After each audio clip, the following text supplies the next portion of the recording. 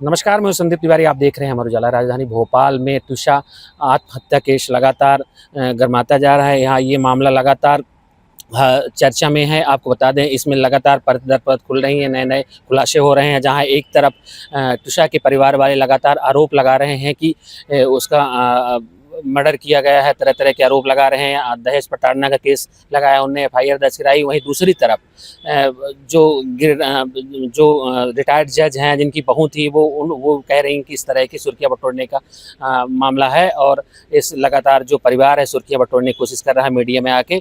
तो अब देखना यह होगा कि इस मामले में आगे क्या कानूनी कार्रवाई होती है। लेकिन जो शहर की महिलाएं हैं, इसमें क्या सोचती हैं, आज शहर की महिलाओं से हम बात करेंगे, जानेंगे कि इस तरह के केस में वो क्या सोचती हैं और किस तरह से देखती हैं। सर, मेरा तो ये कहना है कि एक तो पहले आप लड़कियों से पूछो कि वो लोग रेडी हैं कि नहीं, और रेडी हैं जैसे उसके मामले में रेडी थी, लेकिन उन लोगों ने फेस टू फेस डेट भी किया, सब किया। लेकिन अगर कुछ प्रॉब्लम आ रही है तो पेरेंट्स को बहुत कंसर्न रहना चाहिए कि वो अपने दिल की बात कह सकें। बच्चे डरते हैं कि हम वापस पेरेंट्स की तरफ जाएंगे तो पता नहीं क्या होगा, क्या रिएक्शन होगा, सोसाइटी का क्या है। तो बिल्कुल आवाज़ उठाना चाहिए और पेरेंट्स को भी बेझिझक इस चीज़ का फैसला करना चाहिए कि हाँ, की थी शादी, नहीं जमा, इसलिए अभी वो आ गई। हाई प्रोफाइल इस तरह के केस आ रहे हैं, तो क्या देखती हैं महिलाएं, क्या असुरक्षित हैं अभी भी? नहीं, होना तो नहीं चाहिए, क्योंकि इतनी एजुकेटेड होती हैं तो उनको अपने आप आवाज़ उठाना चाहिए। और अब I don't know what was the reason, क्या था कि उनको वो उठा नहीं पाई अपनी आवाज़ एग्जैक्टली। तो उसने थोड़ा पेरेंट्स से भी बात की थी, लेकिन मुझे ये नहीं पता कि क्यों, मतलब वो इतना आगे नहीं बढ़ पाई। Maybe because of the reason कि उसको ये लगा कि पेरेंट्स मेरा साथ नहीं दे पाएंगे, या पेरेंट्स ने सीरियसली नहीं लिया। मुझे लगता है जैसे मेरी तो बेटियां नहीं, अगर होती तो मैं उसको ये बोलती कि बेटा, अगर तुम्हारे साथ कुछ भी गलत हो तो तुम वो करना जितना तुम जो कुछ भी कर सकती हो, क्योंकि हम तुम्हें जेल से निकाल सकते हैं, कब्र से नहीं निकाल सकते। My self doctor Mushfiq, homeopathic doctor, और स्पेशली मैं फीमेल के लिए ही उनकी प्रॉब्लम को ही डील करती हूँ। तो अभी जो ये केस हुआ है, तो इसमें सबसे एक जो प्रॉब्लम देखने में आई कि कम्युनिकेशन का गैप रहता है हमेशा पेरेंट्स में, बच्चों में। वो अक्सर अपनी बात छुपा जाते हैं। कोई भी प्रॉब्लम है तो वो पेरेंट्स भी कहते हैं कि अच्छा ठीक है, अभी पहले अपने आप डील करो, अभी ज़्यादा उसको एग्जैक्ट वो नहीं करो और थोड़ा सा डील करो, फिर हम आगे देखेंगे।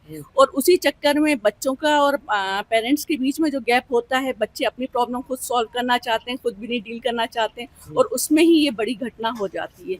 क्योंकि उसको कोई प्रॉब्लम, इतनी बड़ी क्या प्रॉब्लम थी कि इसने सुसाइड अटेम्प्ट किया। ये उसका मेंटल स्टेटस बताता है कि वो कितने ज़्यादा प्रेशर में थी। उस प्रेशर को अगर समय रहते डील किया जाता, प्रॉपर काउंसलिंग की जाती उसका एक, तो उसको मे बी पॉसिबल ये इतना बड़ा हादसा नहीं होता। तो ये उनकी जो सास में आरोप लगा रही थी कि वो ड्रग्स भी लेती थी, नशा की आदी थी, इसलिए ऐसा केस हुआ। तो इसमें कैसा आप देखते हैं कि लड़कियां आजकल नशा भी कर रही तो उसको? अब ये जो सोशल एस्पेक्ट है, अब हम बिना, जब तक जांच पड़ताल नहीं हो जाए किसी पे हम एकदम ब्लेम नहीं लगा सकते। कि ये तो एक जांच का विषय है कि एग्जैक्ट क्या है, वो ड्रग्स लेती थी, नहीं लेती थी। तो डेफिनेटली आजकल के युवाओं में ड्रग्स का है प्रॉब्लम, लेकिन अब इसके केस में क्या है, वो लेती थी नहीं लेती थी, ये तो जांच के बाद ही पता चलेगा। और आजकल युवाओं में ये चलन बहुत ज़्यादा है कि ड्रग्स का, और क्योंकि उनमें वही तो चीज़ कॉमनली देखी जा रही है कि एंजाइटी बहुत ज़्यादा है, तो इसलिए उनको ये चीज़ हो सकती है कि ड्रग्स होगा और वो सब चीज़ें ले लेते हैं। हाँ, मैं बस इस केस में ये बोलना चाहूँगी कि अगर इस तरह का कुछ भी होता है और लड़की पहले से अपने पेरेंट्स को बता रही होती है या जानकारी दे रही होती है, तो पेरेंट्स उस टाइम भी उसको सपोर्ट करें, ना कि एडजस्ट करने के लिए कहें उस टाइम। क्योंकि जब बात आगे बढ़ जाती है, बिगड़ जाती है, उसके बाद जब हम इंसाफ के लिए बोलते हैं या अब वो रही नहीं, उसके बाद अगर आप कुछ भी कर लें, आप अपराधी तक भी पहुंच जाएं, लेकिन तुषा वापस नहीं आ पाएगी। तो हमें थोड़ा अवेयर रहना चाहिए। अगर हम बच्चे की शादी भी कर देते हैं, उसके बाद भी हमें उससे टच में हमेशा रहना चाहिए। Thank you.